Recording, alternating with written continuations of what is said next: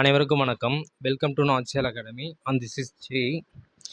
இப்போ நம்ம என்ன பார்க்க போகிறோம்னு பார்த்தோன்னா, நம்மளோட ஷெட்யூல் படி நம்ம ஸ்டார்ட் பண்ண ஃபர்ஸ்ட் கிளாஸ் முகவுரை, இந்திய அரசியல் அமைப்பின் முகவுரைன்ற கிளாஸ் நம்ம நடத்தியிருப்போம்.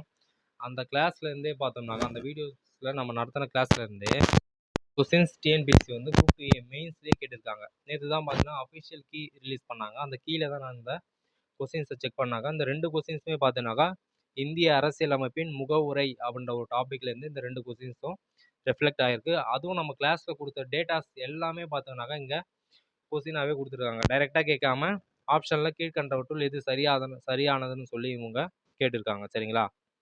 சரி, என்ன ஃபர்ஸ்ட் கொஸ்டின் பார்த்தோம்னாக்கா, குரூப் 2 மெயின்ஸில் 100வது கேள்வியாக இந்த கேள்வி இருக்குது. போய் செக் பண்ணிக்கோங்க.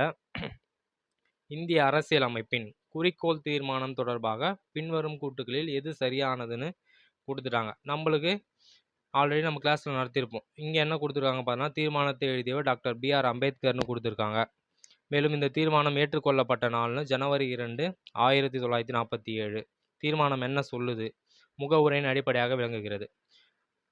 ஆன்சர் என்ன கொடுத்துருக்காங்கன்னு பார்த்தா ஆப்ஷன் பி 2 மற்றும் 4. ஏற்றுக்கொள்ளப்பட்ட நாள் சரி, முகவுரையின் அடிப்படையாக விளங்குவது குறிக்கோள் தீர்மானம் சரி. நம்ம கிளாஸில் நடத்தியிருப்போம்.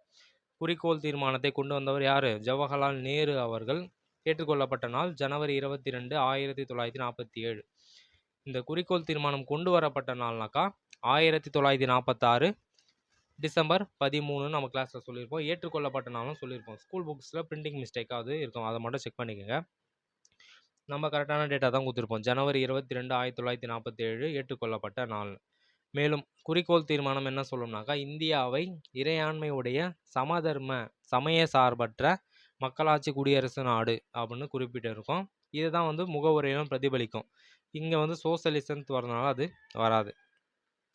இத்தீர்மானம் பின்னர் இந்திய அரசியல் அமைப்பின் முகவுரையாக வடிவமைக்கப்பட்டதும் சரி. சரிங்களா? அப்படியே டிட்டோவாக பார்த்தீங்கன்னாக்கா, நம்ம கிளாஸில் என்னென்னலாம் நடத்தினமோ அது எல்லாமே இங்கே பாயிண்ட்ஸாக வச்சு கீழ்கண்டவற்றுள் எது சரியானதுன்னு சொல்லி இந்த ஒரு கேள்வி கேட்டிருக்காங்க. நெக்ஸ்ட் கொஸ்டின் பார்த்தோம்னாக்கா, கேஸ், அதே முகவுரையில் கேஸ் தொடர்பான வழக்கு நம்ம பார்த்தோம். சரிங்களா?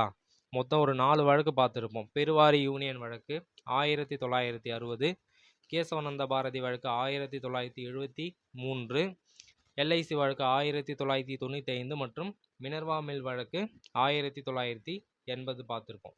இதில் நம்ம என்ன சொல்லியிருப்போம் பார்த்தோம்னா, ஃபஸ்ட்டு கேசவானந்த பாரதி வழக்கில் தான் முகவுரை வந்து அரசியலமைப்பின் ஒரு பகுதி, மேலும் அரசியலமைப்போட அடிப்படை கட்டமைப்பை பாதிக்காமல் முகவுரையை திருத்தலான்னு கேசவானந்த பாரதி வழக்கில் முதல்ல தீர்ப்பளிச்சிருப்பாங்க. LIC வழக்கு 1995 பார்த்தோம்னாக்கா, கேசவானந்த பாரதி வழக்கோட தீர்ப்பை இவங்க மறுபடியும் உறுதி பண்ணியிருப்பாங்க. இங்கே என்ன ஆப்ஷன் கேள்வி கேட்டிருக்காங்கன்னு பார்த்தோம்னாக்கா, உச்சநீதிமன்றமானது எந்த வழக்கில் இந்திய அரசியல் அமைப்பின் முன்னுரையானது அரசியல் அமைப்பின் ஒரு ஒருங்கிணைந்த பகுதி அப்படின்னு தீர்ப்பு வழங்கியதுன்னு கேட்டிருக்காங்க. சரிங்களா? ஆப்ஷன் வந்து ஆப்ஷன் பி LIC வழக்கு 1995ங்க. ஒரு பானை சோத்துக்கு ஒரு சோறு பதம்னு சொல்லுவாங்க. அதுபோல் நம்மளோட கிளாஸ் எவ்வளோ ஸ்டாண்டர்டாக இருக்குன்றதுக்கு இது ஒரு எக்ஸாம்பிள். அதனால தான் இதை நான் உங்ககிட்ட கொண்டு வந்து காட்டுறேன். கண்டிப்பாக நம்ம நாச்சியல் அகாடமியில் நம்ம எடுக்கக்கூடிய கிளாஸ் பார்த்தோம்னாக்கா வெரி ஸ்டாண்டர்டாக இருக்கும். டிஎன்பிஎஸ்சி ஓரியன்டாக தான் நம்ம கிளாஸ் எல்லாமே இருக்கும். ஆல்ரெடி கேட்ட கொஸ்டின்ஸும் சரி, கேட்க போகிற கொஸ்டின்ஸும் பார்த்தீங்கன்னாக்கா எல்லாமே உங்களுக்கு சூப்பராக கேதர் பண்ணி பர்ஃபெக்டான கிளாஸாக இருக்கும். கண்டிப்பாக நீங்கள் நம்ம சேனலை எல்லாருமே சப்ஸ்கிரைப் பண்ணுங்கள், உங்கள் ஃப்ரெண்ட்ஸ் எல்லாருக்குமே ஷேர் பண்ணுங்கள். நீங்கள் நம்ம கிளாஸை உன்னிப்பாக கவனிங்க. சரிங்களா? கவனித்து ரைட் டவுன் பண்ணுற மாதிரி தான் இப்போ இருக்கும். நம்ம நடத்தக்கூடிய விஷயங்களை உன்னிப்பாக கவனித்து ரைட் டவுன் பண்ணுங்கள்.